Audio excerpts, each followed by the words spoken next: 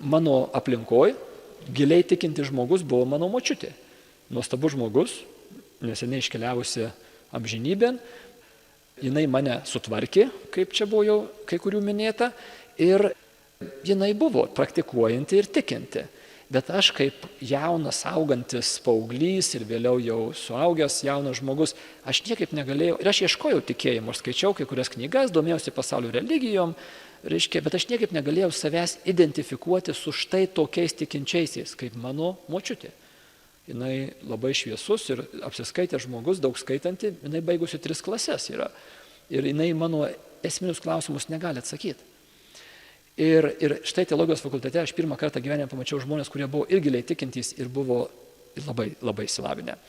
Tai man padarė didžiulį įspūdį. Pradėjau lankyti paskaitas. Įstojau tai tikrai taip, vos ne ant juoko, reiškia, šiaip savo. Pradėjau paskaitas lankyti labai rimtai, po kurio laiko mane pervedė į tikrus studentus ir tada įvyko antras lūžis. Aš pirmą kartą savo gyvenime sutikau žmonės, kurie ne tik tai įdomiai kalbėjo apie krikščionybę, bet ir tuo gyveno. Ir aš patekau į gyvųjų akmenų bendruomenę. Tai vyko 91 metų pabaigoje. Draugavau su mergina, kuri priklausė tai bendruomeniai ir jinai, reiškia, sekmadieniais eidavo į susirinkimus. Tai ir aš eidavau. Patekau, Antanas, Rūta, Birutė Saugiu, tie patys visi, beveik nepasikeitę. 91 metai ir tenais vyksta maldos susirinkimas. Giedama, skaitomas šventas raštas, paskui šventas raštas aiškinamas, reiškia, mokymas vyksta. Ir aš žiūriu į visą tai ir aš netikiu. Reiškia, man toks komjaunimas tenais, reiškia, visiškas komjaunimas, aš pats esu buvęs pionierius, paliukas ir komjaunuolis, viskas kaip priklauso, nes kitaip neįstos į aukštą, juk aišku buvo. Ir aš žiūriu į visą tai, kas vyksta ir man visiškai, čia yra, jie tiesiog apsimetinėja. Ten gieda, užsimerkia, o aš žiūriu juos ir galvoju, kaip čia apsimetinėja. Bet kadangi ta mano draugė eidavo, tai ir aš eidavau į tuos susirinkimus ir po kurio laiko pradėjau galvoti, kad galbūt kai kurie truputį ir neapsimetinėja. Truputį, nedaug. Ir tada nuvažiavome į Taizę. Buvo 91 metų gruodžio pabaiga, nuvažiavome į Taizę, naujų metų sutikimas jaunimo. Ir tenais kažkas įvyko. Sausio 1 dieną 92 metų man staiga tapo aišku, kad krikščionybė ir yra tiesa. Taip ir yra. Nes iki tol man krikščionybė atrodė kaip tokia labai vykusi idėjų sistema, ideologija, kaip ir komunizmas, tik tai komunizmas nelabai vykusi ideologija, tai čia yra kita ideologija, kuri yra labiau vykusi, tokia visai nebloga, gerus visuomeninius rezultatus duodanti ideologija. Ir štai tą sausio 1 dieną staiga man kažkaip tai tampa aišku, kad krikščionybė yra tiesa. Tiesos klausimas man visą laiką ir po šią dieną yra esminis klausimas.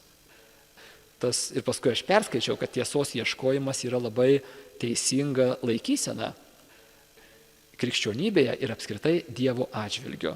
Tas ieškojimas tiesos, jisai yra tas, kuris veda pas Dievą, kuris yra tiesa. Studijavau toliau teologiją, tada studijavau 3 metus studijavau Jungtinėse valstijose, baigiau katechetikos studijas, o dar porą žodžių tą katechetiką noriu pasakyti.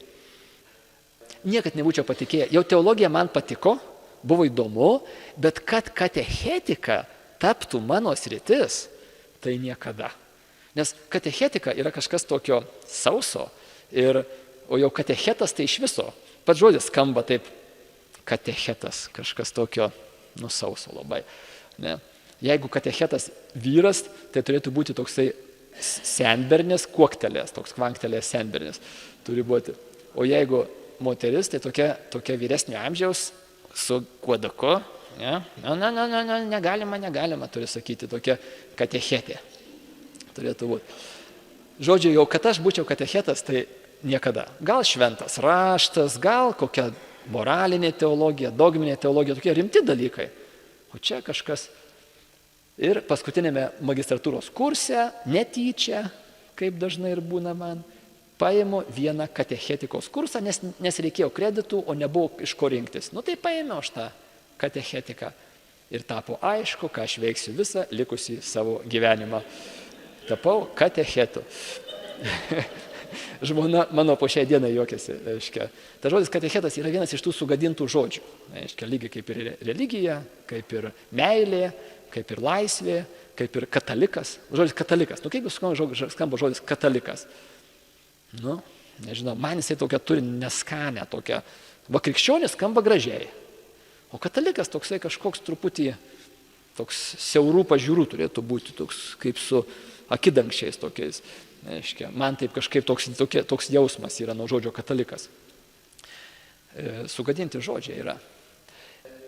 Tai va, tai štai kaip aš atsiradau čia. Baigiau aš teologijos studijas, baigiau ir tą chemiją tenais ir paskui labai džiaugiuosi, nes iš tikrųjų teologijoje labai praverčia. Tikslieji mokslai, matematika, man patinka po šią dieną, labai patinka tikslieji mokslai ir aš visai nemažai čia tokių pavyzdžių duosiu iš tos srities. Taigi, religija kaip sąsaja ir sekanti mano tezė yra tokia. Žmogus yra visada religinė būtybė. Tai yra visą laiką ieškanti ryšio, ieškanti sąsajų su anapusinė, antgamtinė ar transcendentinė, ar kitokia kažkokia realybė. Žmogus yra visą laiką būtybė orientuota į anapusybę.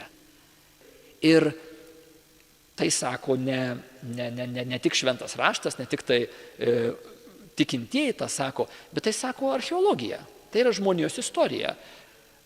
Žmogus šioje žemėje, šita rūšis, homo sapiens sapiens rūšis, tai yra čia sėdintys ir čia vienas kalbantis priešais jūs, šita rūšis atsiranda šioje žemėje prieš maždaug 150 000 metų. 150, kai kurie sako gal truputį mažiau, gal iki 100 000 metų, tiksliai šita rūšis, kurie esame mes, šioje žemėje esame apie 150 000 metų. Ar tai daug ar mažai? Geras klausimas turbūt būtų pasvarstyti. Lyginant su 15 milijardų metų visatos istorija, tai yra mažai. Bet lyginant su žmogaus gyvenimu, yra ko gero daug. 150 000 metų. Ir štai istorijos mokslai įvairūs, archeologija, antropologija, įvairios, besigilinantys į žmogaus praeitį mokslai, sako, žmogus visą laiką buvo būtybė besiveržianti į anapusinį pasaulį. Ir tas veržimasis į anapusinį pasaulį reiškėsi per tuos reiškinius ar fenomenus, kuriuos mes šiandien vadiname religija. Religijos, įvairios religijos, įvairūs religiniai veiksmai, maldos, aukojimai, šventyklų, šventviečių statymai ir panašūs reiškiniai, su religija susiję reiškiniai, yra būdingi žmogui nuo pat žmogaus atsiradimo. Ir vėlgi, dauguma iš mūsų čia esančių esame gerokai paragavę sovietmečio. Ir man labai patinka kalbėti tokia auditorijai, kurie, yra to paties amžiaus, nes daugybė dalykų, turbūt esate pastebėję ir galbūt nustebę. Pavyzdžiui, keistas dalykas, šiandieniniai 20-mečiai nemoka kalbėti rusiškai. Aš negaliu patikėti. Kaip jie gali nemokėti kalbėti rusiškai? Visi kalba rusiškai. Ne visi. Ir yra kitų tokių didelių lūžių. Ir aš staiga pajuntu, kad mes jau priklausom kitoms kartoms. Mes esame faktiškai vos ne iš kitų pasaulių. Ir jie tų multikų nematė, visi matė multikus.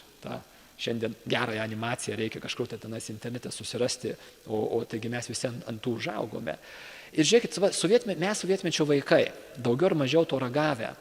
Ir mes buvome įtikinėjami, kad religija yra gana vėlyvas reiškinys žmonijos istorijoje, atsiradęs, kai turtingesnės klasės ieškojo būdų, kaip laikyti prispaustas neturtingasias klases.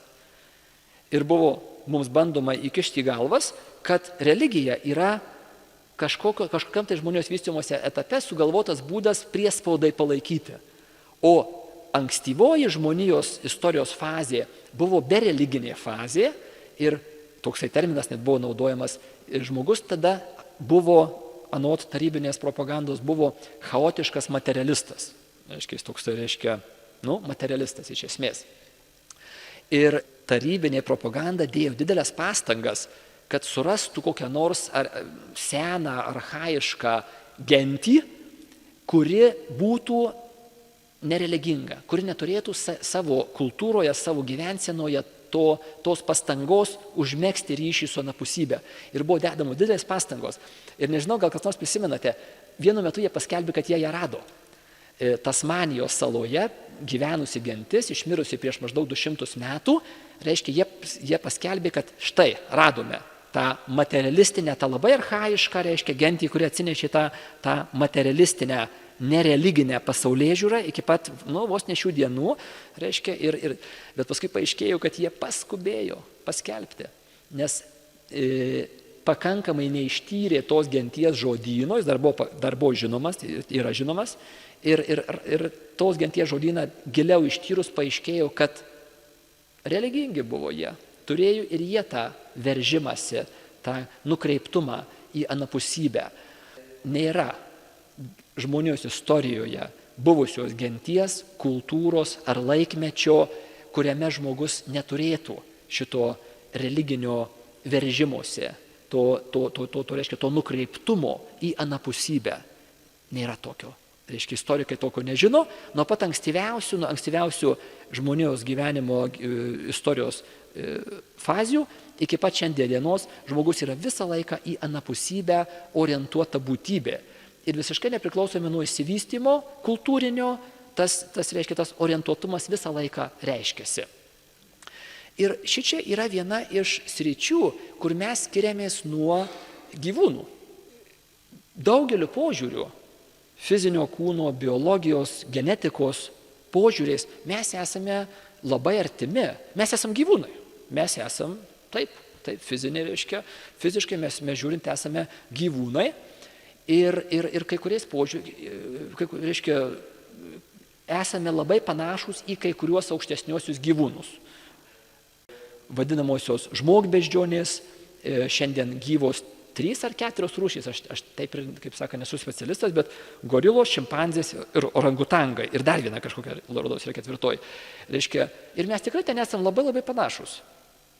Vos keliais procentais skiriasi mūsų ten tos chromosomos ir genetiniai tie kodai labai nedaug skiriasi ląstelė šių beždžionių ir žmogaus.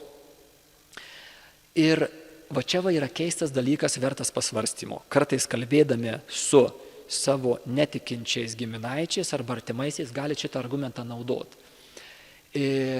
Jeigu mes skiriamės nuo beždžionių, tų mano minėtų, ar ten kokių kitų gyvūnų, delfinų, pavyzdžiui, labai išvystyta yra centrinė nervų sistema, vos keliais procentais, tie keli procentai labai sunkiai negali paaiškinti, kodėl žmogus stato šventyklas, o beždžionės nestato. Kodėl žmogus nuo pat savo ankstyviausių istorijos fazių aukoja savo turimas gėrybės, dievams, dievybėms, kažkam tai, o gyvūnai neaukoja. Niekad nestebim tokio dalyko, kad, pavyzdžiui, beždžionė geriausią ir pirmąją bananų kekę, vietoj to, kad paimtų, reiškia, suvalgytų, numeta nuo skardžio, kur nors su didelė širgėla, bet nėra tokio, nedaro šito. O žmogus tą daro. Kodėl? Kodėl žmogus deda didžiulius resursus, pavyzdžiui, statyti šventykloms? Aš esu suvalkietis, mano tėveliai abu yra suvalkiečiai ir aš esu labai praktiškas. Ir šventyklos yra labai nepraktiškas dalykas.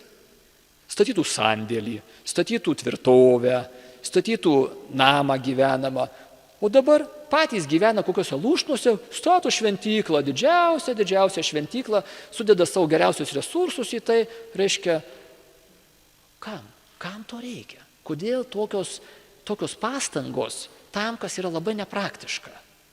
Kodėl žmonės aukoja savo derliaus dalį ir ne bet kokią, bet geriausią derliaus dalį aukoja? Atsiprašau. Labai nepraktiška labai. Kodėl jie tą daro? Ir jie tą daro nuo pat ankstyviausių savo, reiškia, Ne tai, kad čia kažkada vėliau sugalvojo kažkas tai. Ne, mes tą matome nuo pat žmonijos atsiradimo laiko, kada atsiranda žmonija. Kažkas yra žmoguje daugiau, kas mus esmiškai skiria nuo gyvūnų pasaulio. O čia būtų vienas iš to skirtingumo. Kitas skirtingumas, kuris irgi vertas pamąstymo, yra tai, kad žmogui neužtenka gero gyvenimo. Žmogui neužtenka tik turėti geras gyvenimo sąlygas. Pavyzdžiui, gerą maistą, gerą pastogę, šiltą reiškia aplinką ir ten panašių patogumo dalykų. Žmogui neužtenka, jam reikia kažko daugiau. Ir žmogus ieško kažko daugiau ir jeigu neranda, jisai griauna save, kitus griauna. Ir toks, pavyzdžiui, fenomenas liūdnas kaip savižudybė yra būdinga tik žmogui. Gyvūnai nesižudo. Ir aš išsiaiškinau. Dėl gulbių. Žinot, gulbė sako, jos tenai kartais reiškia krenta į žemę. Graži poezija. Vis dėlto tai nėra tiesa. Man biologai paaiškino, kad gulbės vis dėlto nesižudo. Ir vėlgi dabar tas gulbės palikime ramybėje, reiškia, kaip ten jau su juom yra. Bet su žmogum yra keistas dalykas, kad jisai žudosi ne tada, kai yra blogai. Tikriausiai žinote, kad karų, badmečių ir panašių suiručių laikmečių savižudybių procentas labai sumažėja. O kada žmonės žudosi? Ogi kai klestėjimas vyksta, kai viskas gerai. Statistika tą sako. Kas čia yra? Kas su mumis darosi?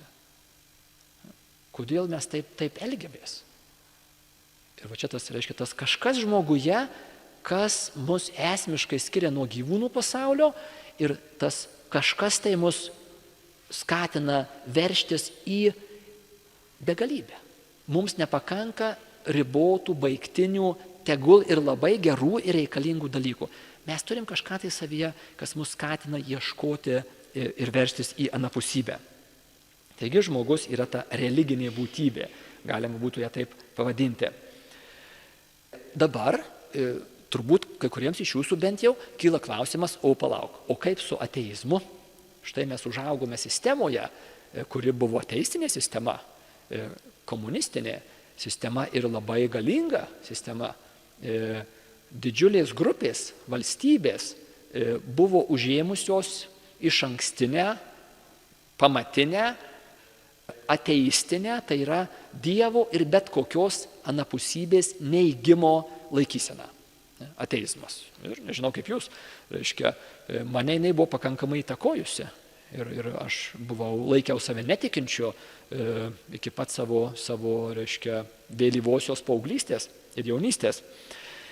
Tačiau labai įdomus dalykas su tuo sovietiniu ir kitais visais ateizmais yra.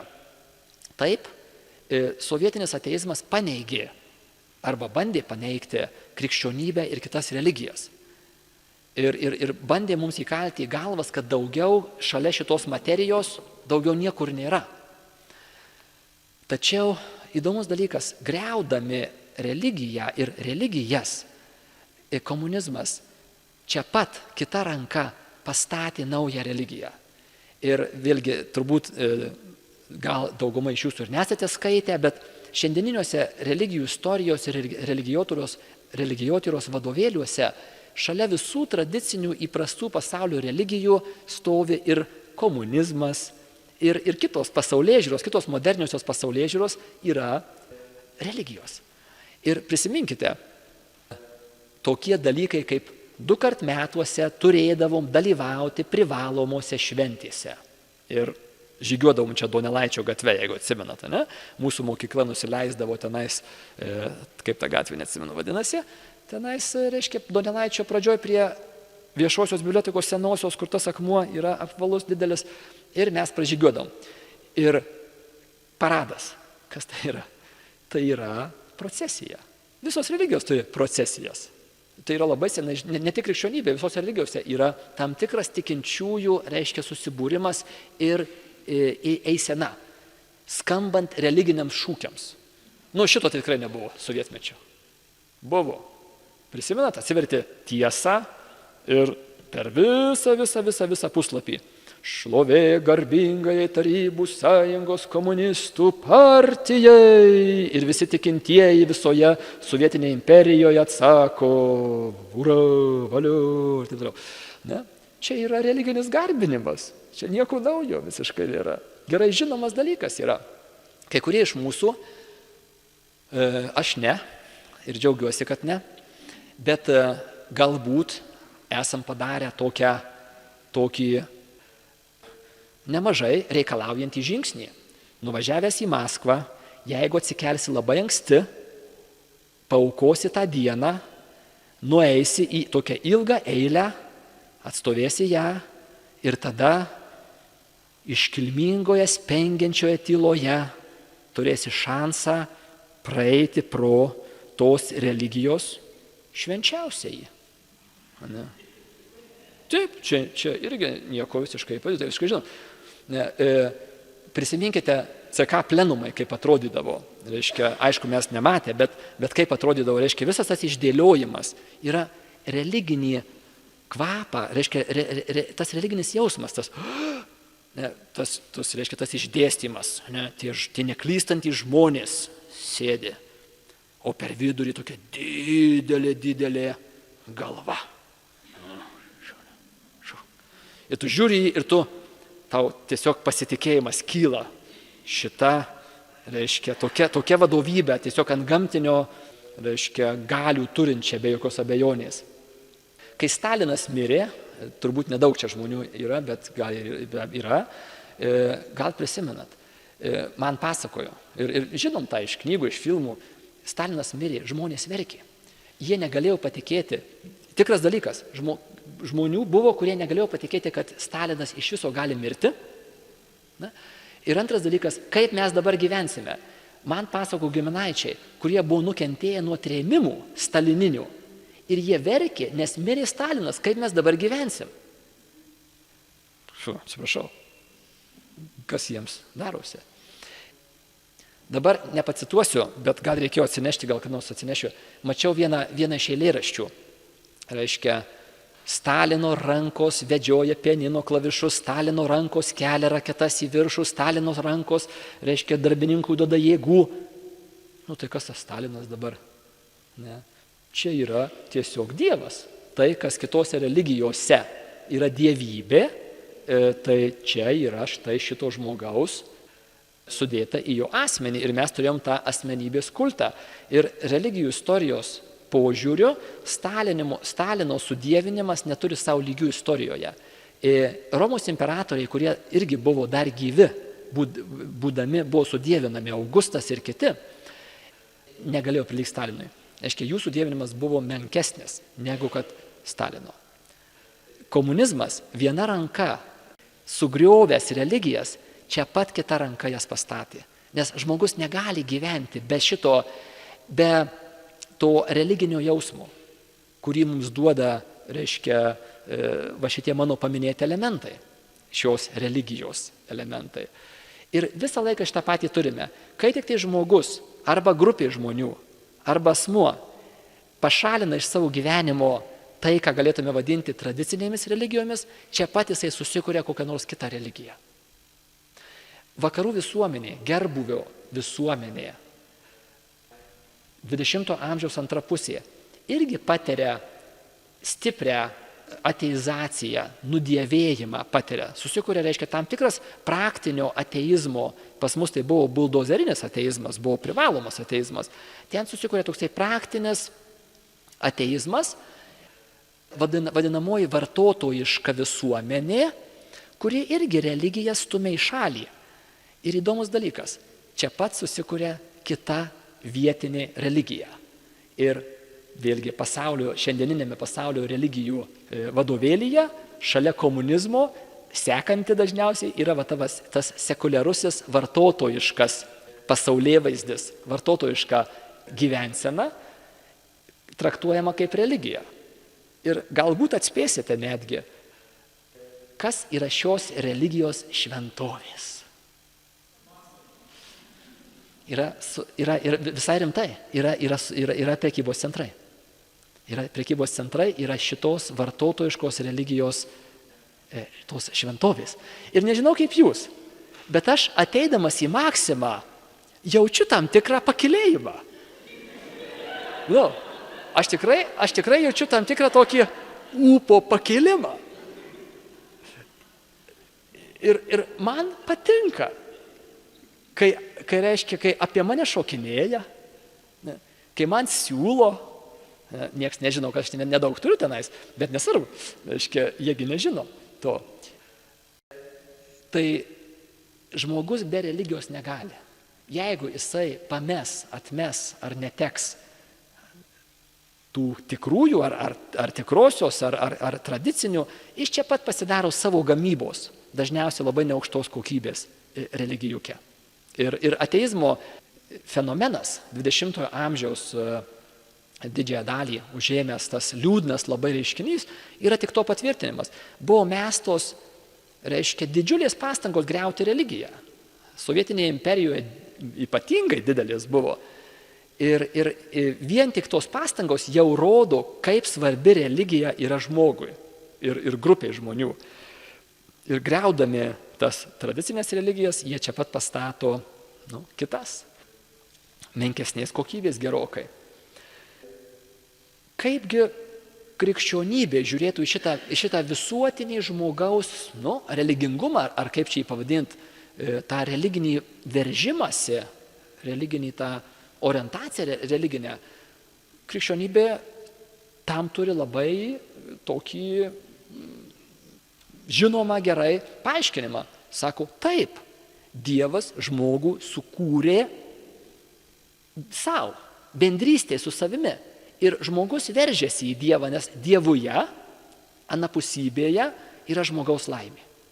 Tame ryšyje su Dievu yra žmogaus laimė. Ir žmogus intuityviai tą jausdamas veržiasi visą laiką į anapusybę. Ir tas veržimasis įgauna daugybę formų, kurias mes ir vadiname pasaulio religijomis. Pačios įvairiausios. Tačiau visas jas vienyje vienas dalykas. Tas giluminis, fundamentalus veržimasis į anapusybę, kuris išsireiškia labai daugeliu formų įvairiausių. Ir dabar aš norėčiau per jas perbėgti. Trumpai peržvelgsiu religijų istoriją. Pasaulio religijų istoriją, kas ir yra žmogaus paieškų, žmogus ieškantis Dievo istorija, tų paieškų istorija.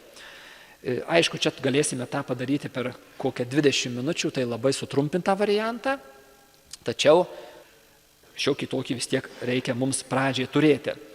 Taigi, visa religijų istorija, visa žmonijos istorija, nes žmonijos istorija ir yra religijų istorija, nes žmogus niekada nebuvo nereligingas. Suskirstome į 3 labai nevienodo dydžio laiko gabalus, tokias atkarpas. Pirmoji atkarpa, kuri užima 90% viso žmonijos istorijos to laiko, pavadinkime prieš istorinės religijos. Ir vėlgi ten yra pakankamai didelė įvairovė, tačiau tą visą įvairovę galima kažkaip tai unifikuoti į tam tikrus bendrus bruožus. Ir dabar tą trumpai padarysiu. Kas yra būdinga prieš istorinio žmogaus religingumui, prieš istorinio žmogaus veržimusi į anapusybę? 2 dalykus paminėsiu. Pirmas tai yra materialaus ir dvasinio pasaulių artumas. Prieš istorinis žmogus yra įsitikinęs, kad dvasinis pasaulis yra čia pat. Jisai yra čia, turtingas, galingas, veiklus, nepasyvus, viskas yra čia pat. Kiekvienas upelis, kiekvienas medis, net kiekvienas grumstas turi savo dvasinį kažkokį tai atitikmenį. Ar tai sargą, ar tai kažkokį tai reiškia, kažkas tai dvasinėme pasaulyje yra su juo susiję. Ir žmogaus gyvenime tas dvasinis pasaulis veikia ir jis yra veiklus. Prieš istorinis žmogus jaučia ir mato aplink save veikiantį galingą dvasinį pasaulį, įvairias dvasias, dievus, demonus ir visokiausias kitokias būtybės. Viskas yra labai artimai susiję. Materialus ir dvasinis pasaulis artimiausiose, sudėtingose, įvairiausiose sąsajose. Ir tai, ką tu darai, šiapus įtakoja anapus. Tai, ką tu darai materialiam pasaulyje, duoda įtaką dvasiniam pasauliui. Ir iš ten sugrįžta grįžtamasis ryšys atgal į materialųjį. Kita savybė prieš istorinio religingumo, kurią noriu paminėti, yra vadinamasis maginis pasaulėvaizdis. Maginis pasaulėvaizdis. Kas tai per daiktas yra? Supaprastintai kalbant, tai yra priežasties pasekmės dėsnio perkėlimas į antgamtinį dvasinį pasaulį. Paprastai šnekant, priežasties pasekmės dėsnis tai yra dėsnis, kurio paremtas visas mūsų gyvenimas. Visa pažanga, mokslas ir technika yra paremti priežasties pasekmės dėsnio taikymu. Kitaip sakant, viskas, kas įvyksta, turi savo priežastį. Ir jeigu nori turėti pasekmę, turi sukelti priežastį. Jūs norėjote pasekmės, kad patektumėte į katechumenato pirmąjį susitikimą čia. Tam reikėjo įsėsti į mikroautobusiuką.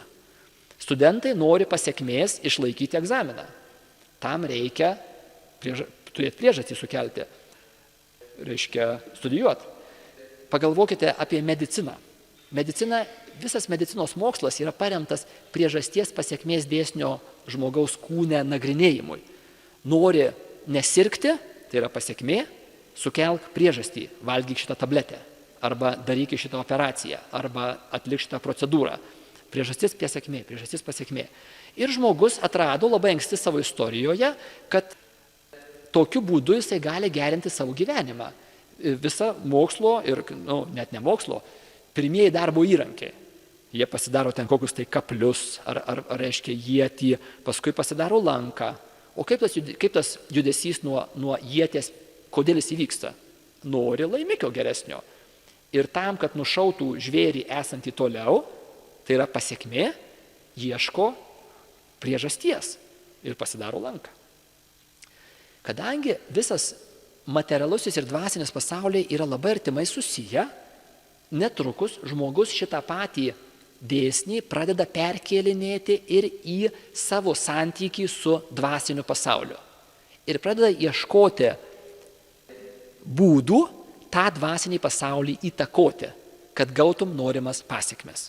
Kitaip sakant, jeigu mes esame kokia nors medžiotojų gentis ir mes medžiojame elnius arba mamutus arba kažką tai kitą, tai mūsų sėkmė medžioklėje priklauso aišku nuo mūsų reiškia, šitų visų iečių ir tų kitų reiškia, medžioklės įrankių, bet ne tik tai. Juk mamutai turi savo dvasinius kažkokius tai sargus, kažkokius tai reiškia dvasias juos prižiūrinčius. Ir jeigu mes nerasime būdo įtakoti tas dvasias, tai mes reiškia, neturėsim geros medžioklės. Ir tada žmogus ieško ne tik tai būdų, kaip pasigerinti savo ietį ir lanką ir visą kitą, bet jisai ieško būdų, kaip padaryti įtaką dvasiniam pasauliui, kadangi viskas yra artimai susiję. Ir tokiu būdu vystosi įvairios technikos.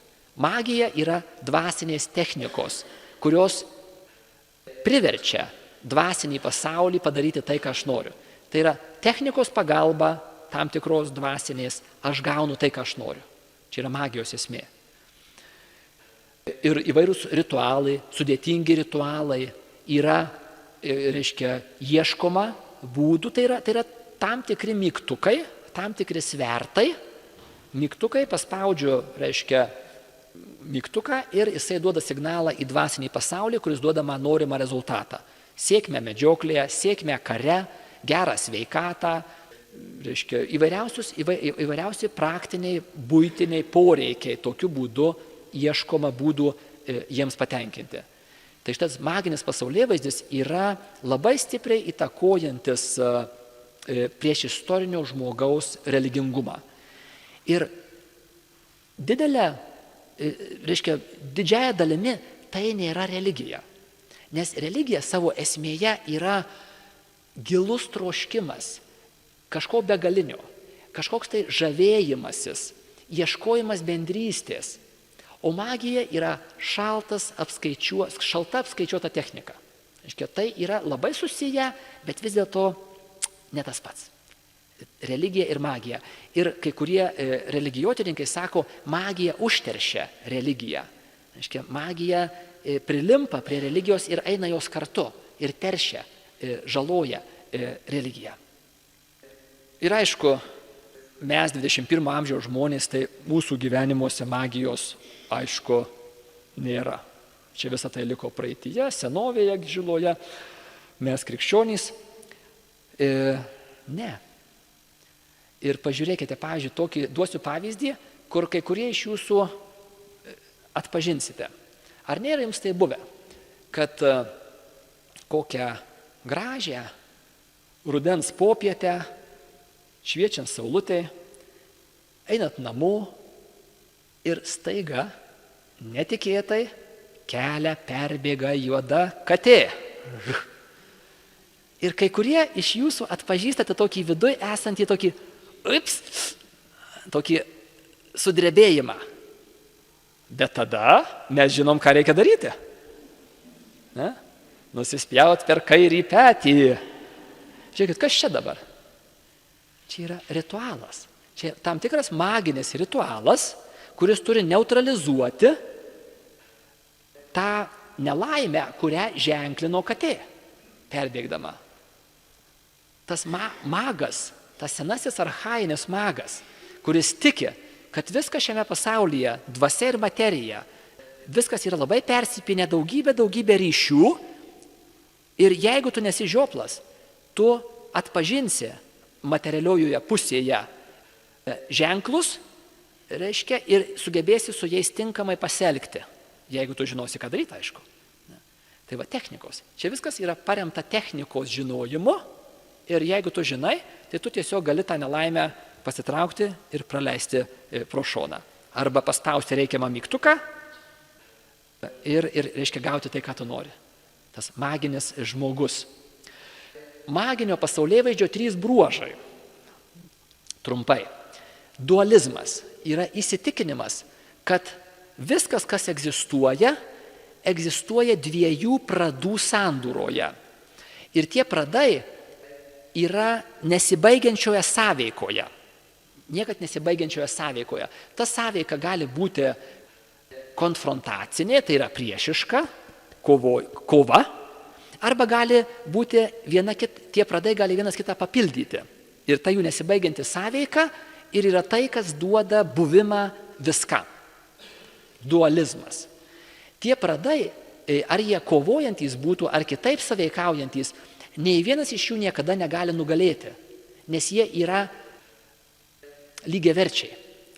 Tie 2 pradai. Šviesa, tamsa, gėris, blogis, karštis, šaltis, vyriškumas, moteriškumas ir daugybė, reiškia, kitų tų tokių dvejybių yra išraiškos. Tų 2 pradų nesibaigiančios kovos ar nesibaigiančios sąveikos. Tai štai dualizmas yra maginio pasaulėvaizdžio elementas, kuris vėliau pereina į daugybę kitų išraiškos formų, tame tarpe ir kai kurių religijų, reiškia, tikėjimų sistemose jisai yra dualizmas.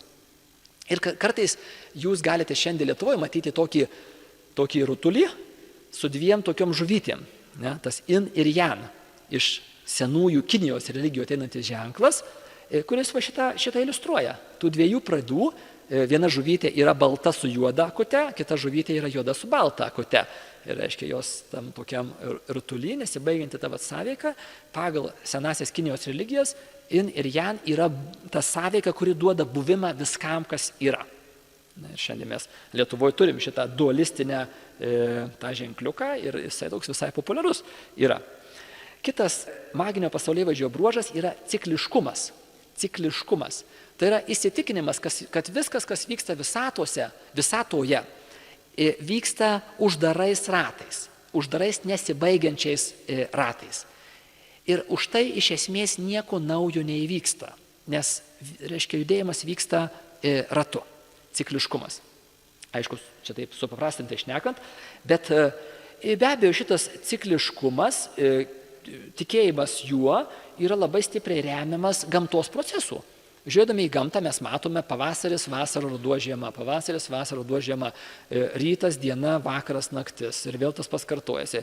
Ir tada šitas uždari ratai yra perkeliami į visą kitą. Viskas, kas vyksta, vyksta uždarais ratais.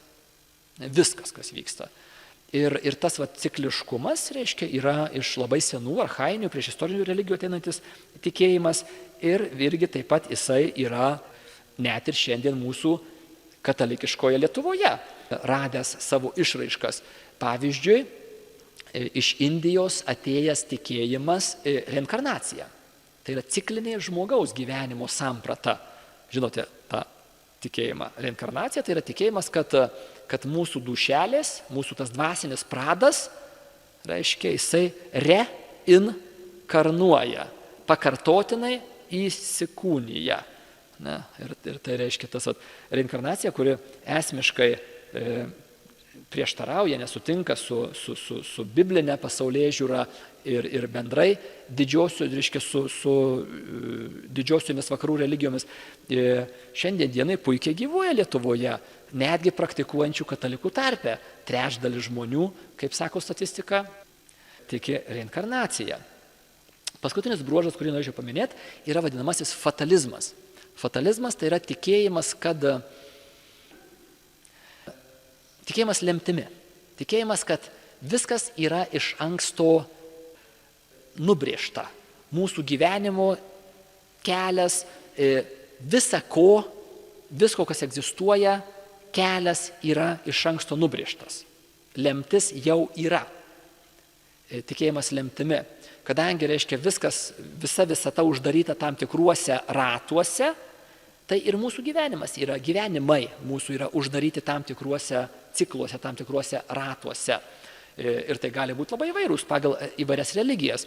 Hinduizmas tiki, kad viskas kyla iš tam tikro absoliuto, vadinamo brahmano, ne, kyla ir vėl sugrįžta po milijardų metų. Paskui vėl kyla ir vėl sugrįžta į brahmaną. Fatalizmas. Graikų senosios religijos, mums truputį geriau žinomas iš graikų mitų, yra persunktos tikėjimu lemtimi. Ir labai, reiškia, graikų religijos senosios įgauna tokį sunkų ir liūdną atspalvį dėl to tikėjimo lemtimi. Šiandien Lietuvoje iš visų trijų mano minėtų bruožų tikėjimas lemtimi yra labiausiai paplitęs. Mes gyvename, reiškia, visuomenėje, kuri labai stipriai tiki lemtimi. Ir to tikėjimo išraiška yra gausūs ir paplitę būrimo salonai. Žiūrėkite, einam per Kauną ir mes matom būrimo salonų daug. Iš ko jie išsilaiko tie būrimo salonai? Turbūt Europos Sąjunga juos senai finansuoja iš struktūrinių fondų savo. Aišku, kad ne. Klientai. Ateities spėjimas ir horoskopai yra geras pavyzdys. Žiūrėkit, kas yra ateities spėjimas? Galime nueiti, nerekomenduoju, bet jeigu žmogus nueina į būrimo saloną, už neaukštą kainą jam pasakys, kas jo laukia ateityje. Ir žmogus eidamas į būrimo saloną, jisai jau tiki, kad ateitis yra nubrėžta, tik tai mes žiopleliai to nežinome. O kitas žmogus, kuris turi geresnės akis, jisai už tam tikrą kainą tau tiesiog gali pasakyti, kas tavęs laukia, nes ateitis jau yra pagal fatalizmą. Horoskopai. Irgi tikėjimas, kad mūsų gyvenimas yra nulemtas dangaus kūnų išsidėstymo. Ir mes iš esmės išpildome tam tikras jau nubrėžtas schemas. Aiškia, ateitis jau yra, mes jos nežinome, nebent jeigu gerai pasigiliname į visą astrologijos, reiškia, sistemą, tai tada mes kažką tai galime apie tai sužinoti. Fatalizmas labai paplitęs, esmiškai prieštarauja bibliniai kūrinijos sampratai. Pagal šventąjį raštą žmogus yra laisvas. Mes esame įtakojami įvairių faktorių, kultūrinių, biologinių faktorių įtakojami, bet nesame nulemti. Ir štai, kai mes daugiau gilinsimės toliau į krikščionybę per šitą katechumenatą, matysite, kaip ir fatalizmas, ir kiti maginio pasaulėvaizdžio bruožai yra tai, kas mumise priešinasi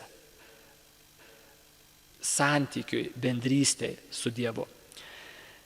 Ir šitas laikotarpis prieš istorinės religijos vyrauja žmonijos istorijoje nuo pat žmogaus atsiradimo šioje žemėje, galbūt 150 tūkstančių metų atgal, iki labai neseno laiko, iki maždaug 5000 metų prieš Kristų.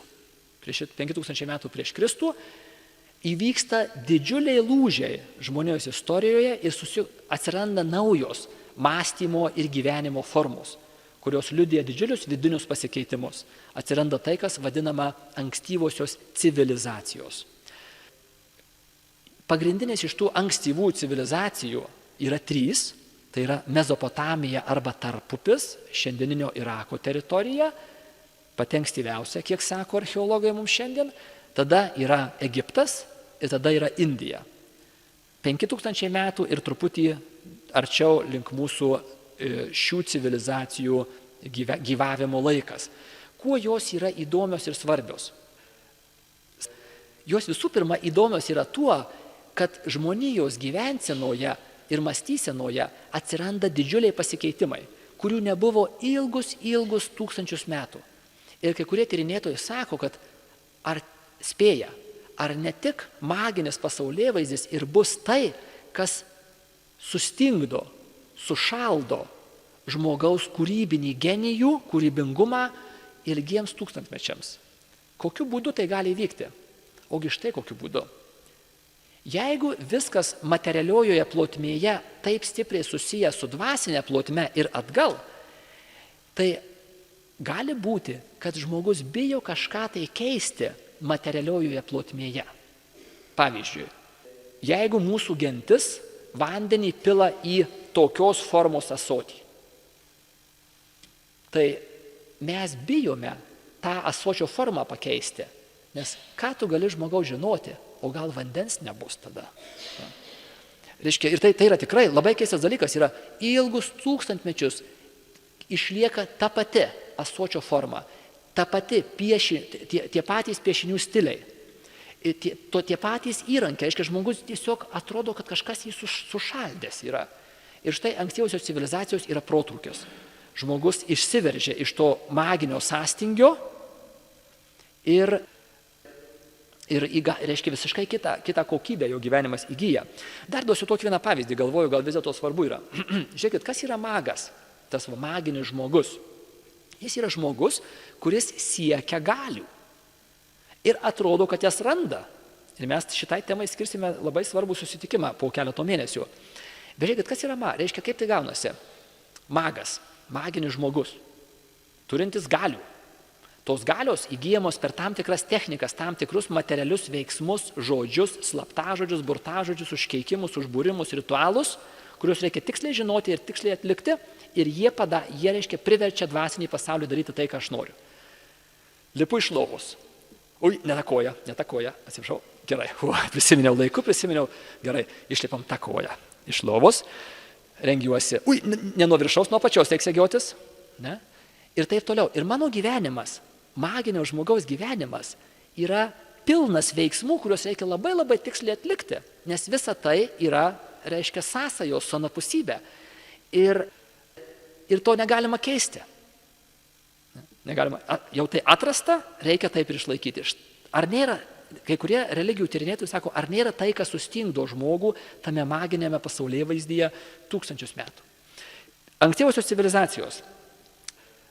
3 bruožai, kurie esmiškai pakeičia žmonijos gyvenimą. Pirmas iš jų yra raštas. Ir keistas dalykas, kai aš šitą sužinojau, man buvo tikrai keista. Raštas, argi čia toks jau labai svarbus dalykas. Paaiškėja, kad baisiniai svarbus, esmiškai svarbus dalykas yra raštas.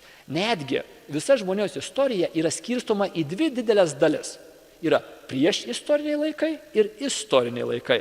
Ir nesunkiai atspėsite, kasgi yra ta takoskyra, kuri atskiria juos. Yra raštas. staiga žmogus suranda būdą kaupti ir perduoti informaciją, tai yra raštas, ir tas būdas pakeičia jo gyvenimą. Visiškai kita gyvenimo ir pasaulio samprata atsiranda su raštu. Kitas dalykas yra miestas. Irgi, klausyk, miestas. Man irgi buvo kažkaip tai, argi čia toks jau labai svarbus dalykas. Paaiškėja, kad fundamentaliai svarbus.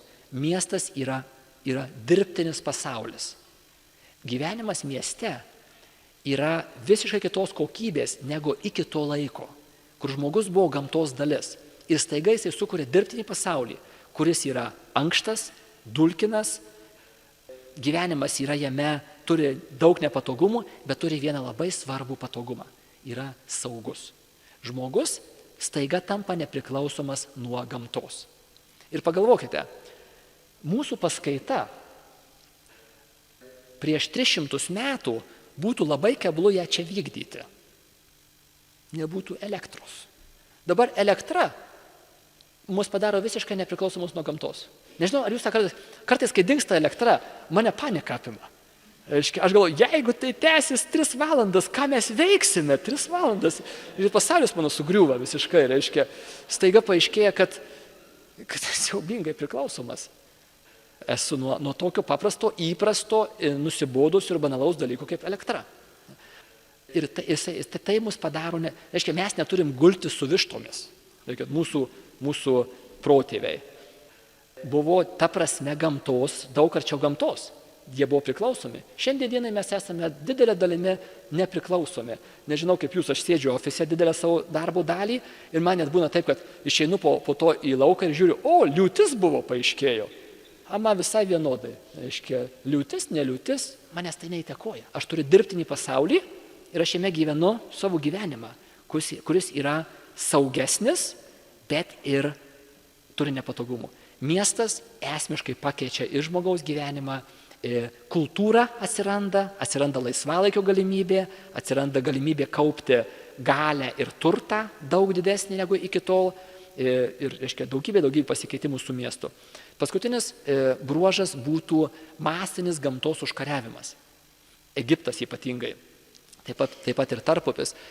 Egipto Nilo visa irigacinė sistema, kanalai, sausinimai, užtvankos ir panašus visos. Bet atsiprašau, palaukit, Egiptas tai yra, šitas Nilas tai yra dievybė, kaip tu drįsti ateiti su savo čia tuo visų irigacinė sistema. Tai rodo didžiulį žmogaus įsidrasinimą.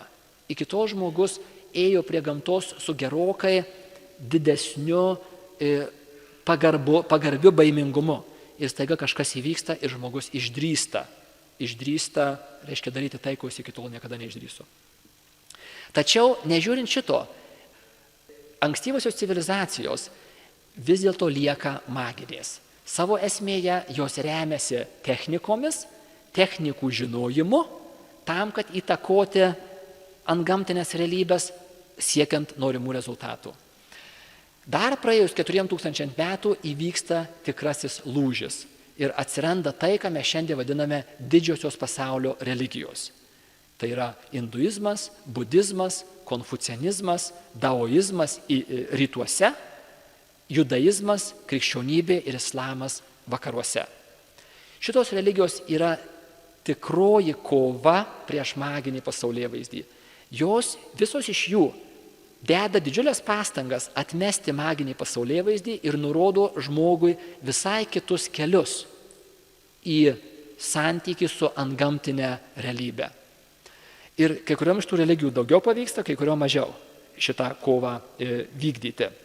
Taigi šiuose didžiosiuose religijose ryšį su antgamtiniu pasauliu nulėmė ne kažkokios tai spec žinios, kurias turi šamanas, kaip reikia ištarti slaptažodį, burtažodį, ar atlikti ritualą, ar kažkokį tai reiškia kitokį sakralų veiksmą.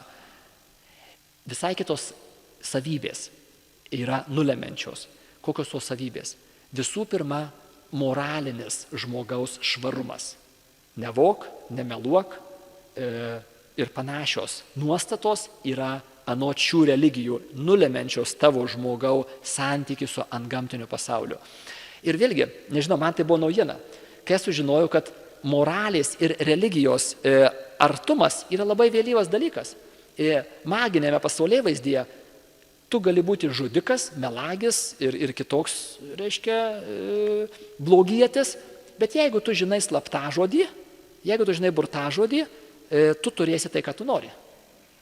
Egipto faraonai, mirusiųjų knyga Egipto ar faraonų, reiškia kapavietės, piramidės, išrašytos sienos yra sakraliais tekstais, kurie yra maginiai tekstai, kurių faraonui reikės po mirties, braunantis į laimingą pomirtį. Reiškia, į laimingą dievų gyvenamą sritį tam tikrą. Ir tai vyksta per techniką. Tu žinai tam tikrus burtažodžius, slaptažodžius ir tu jais naudojasi kaip ginklais. Reiškia, ir tai, kas nuves tave į laimingą pomirtį. Kągi sako didžiosios pasaulio religijos? Visiškai ne. Technikos yra trečiaeilės. Daug svarbiau yra tavo žmogau moralinis švarumas. Kitas dalykas, dalykas, kas yra svarbu, yra proto pastangos. Ar tai būtų meditacinės technikos, ar tai būtų studijos. Reiškia, tavo proto darbas yra tai, protas yra tai, per ką tu darai sąsają žmogau su antgamtiniu pasauliu. Ne technikos, bet tavo pastanga. Asketinės pastangos, iš viso naujas dalykas. Askezė, toks techninis terminas, reiškia savęs disciplinavimą, savęs suvaržymą, savo poreikių suvaržymą. Mes Lietuvoje tokią asketinę praktiką žinom, pavyzdžiui, penktadieniais nevalgyti mėsos. Tai yra didžiųjų pasaulio religijų atradimas, sako žmogau, jeigu tu nori turėti tinkamą santykį su antgamtiniu pasauliu, tu turi save disciplinuoti, nes tu esi nedarnus savo viduje ir reikia dėti pastangas tam. Didžiosios pasaulio religijos yra milžiniškas, lemiamas, didžiulis žingsnis žmogaus kovoje prieš tą maginį, techninį požiūrį į antgamtinį pasaulį. Krikščionybė yra dažniausiai traktuojama kaip viena iš didžiųjų pasaulio religijų. Tačiau jinai turi vieną labai svarbų bruožą, kurį faktiškai mes ir nagrinėsime per visą šį 8 mėnesių laikotarpį. Prisimenat mano religijos apibrėžimą pradžioje sakytą. Religija yra žmogaus pastangos užmegzti ir palaikyti ryšį su antgamtiniu pasauliu. Ir tos pastangos per šitą trumpą apžvalgėlę matėte, kad perėjo gana didelį vystymosi, keitimosi, reiškia, fazes kelias ir pasikeičia labai stipriai. Krikščionybė savo esmėje nėra žmogaus pastangos užmegzti santykį su antgamtinė realybė. Krikščionybės centre yra Dievo pastangos užmegzti ryšį su žmogumi. Ir ta prasme krikščionybė nėra religija. Nors jinai yra religija ir jinai religijų istorijos vadovėliuose yra nagrinėjama šalia kitų religijų. Bet imant šiuo specifiniu bruožu, kurį aš padariau, priimu kaip religijos apibrėžimą, krikščionybė nėra religija. Nes jinai nėra savo esmėje žmogaus pastangos. Jinai yra kažkas tai kokybiškai kito. Ir štai mes tam ir skirsim visą mūsų likusį laiką.